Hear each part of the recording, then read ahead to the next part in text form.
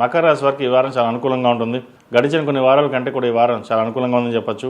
వ్యయాధిపతి తృతీయాధిపతి అయిన గురువు షష్టమంలో ఉన్నారు. అష్టమాధిపతి రవి జన్మరాశిలో, చతుర్థ లాభాధిపతి అయిన కుజుడు జన్మరాశిలో ఉన్నారు. పంచమాధిపతి దశమాధిపతి అయిన శుక్రుడు ద్వితీయంలో ఉన్నారు. కుటుంబ పరంగా చిన్న చిన్న మనస్పర్ధలు, డిస్టర్బెన్సెస్ వచ్చే అవకాశం లేకపోలేదు. ధనం కూడా రావాల్సినంత రాకపోవడం, ఖర్చులు అధికంగా ఉండడం ఉండే అవకాశాలు గోచరిస్తుంది. ఉద్యోగంలో స్థిరత్వం లభిస్తుంది.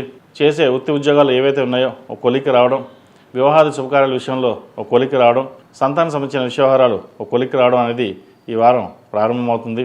ఎప్పటించో కష్టపడుతున్నాం, కష్టానికి ప్రతిఫలం రావట్లేదే అన్న భావన ఏదైతే ఉందో అది ఈ వారం నుంచి కాస్త సానుకూలమైన పరిస్థితులు దిశగా గ్రహగతులు నడుస్తున్నాయి. అదేవిధంగా అష్టమంలో కేతు ఉన్నారు. ఏదైనా ఒక నిర్ణయాలు తీసుకునేటప్పుడు మన చేతులు దాటిపోతుంటాయి. మనం ఒకటి అనుకుంటే ఇంకోటి అవుతుంటుంది. జన్మరాశిలో రాహు ఉన్నారు. ద్వితీయంలో రాహు ఉన్నారు. మనసు స్థిమితంగా ఉండదు. నిర్ణయాల మట్టికి తీసుకునేటప్పుడు ఆచితూచి వ్యవహరించడం చెప్పదగినది. ఫ్రెండ్స్ మాట విని చెడిపోవడం అనేది కూడా ఇబ్బందికరమైన వాతావరణం చెప్పచ్చు. వాటి విషయంలో జాగ్రత్త వహించాలి. ఈ రాశిలో మించిన విద్యార్థులకు కాలం అంత అనుకూలంగా లేదు. కష్టానికి ప్రతిఫలం లభించే దశగా గ్రహతులు గోచరిస్తున్నప్పటికీ కొంచెం అనారోగ్య కారణం వల్ల, లేదంటే బద్ధకం వల్ల, ఏదైనా ఇతర కారణం వల్ల చదువు మీద అశ్రద్ధ తగ్గుతుంది. అదేవిధంగా ప్రేమ వివాహాలకి ఎంత దూరంగా ఉంటే అంత మంచిది. అందరికీ కాదండి, కొంతమందికి మటుకే.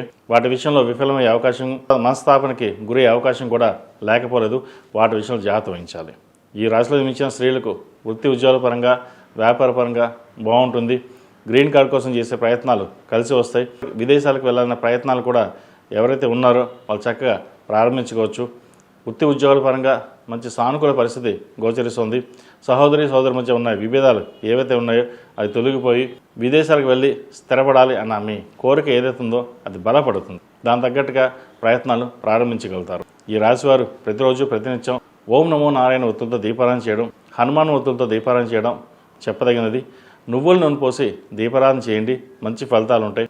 శుక్రవారం నాడు కానీ, మంగళవారం నాడు కానీ ఆరావళి కుంకుమతోటి అమ్మవారిని పూజించడం చెప్పదగిన సూచన. ఈ రాశిలో జన్మించిన వారికి కలిసి వచ్చే సంఖ్య 6, కలిసి వచ్చే రంగు ఎల్లో. ఏదైనా పని మీద బయటకు వెళ్ళేటప్పుడు సోమవారం కానీ శుక్రవారం వెళ్ళండి, మంచి ఫలితాలు సంప్రాప్తిస్తాయి. ఈ పూజస్టోర్.in పసుపు కుంకుమ నుంచి దేవతా విగ్రహాల దాకా అన్ని రకాల పూజలు, వ్రతాలు, గృహప్రవేశం, హోమాది శుభకార్యాలకు కావాల్సిన పూజా సామాగ్రి అంతా ఒక్కొక్క క్లిక్ తోనే మీ ఇంటి వద్దనే పొందండి. ఈ పూజస్టోర్.in